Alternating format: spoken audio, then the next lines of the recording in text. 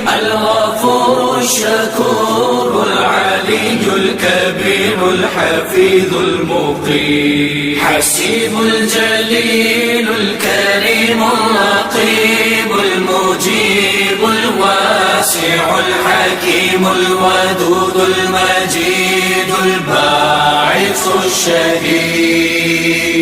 الحق الوكيل القوي المتين الولي الحميد المحصي المبدي المعين المحيي المميت الحي القيوم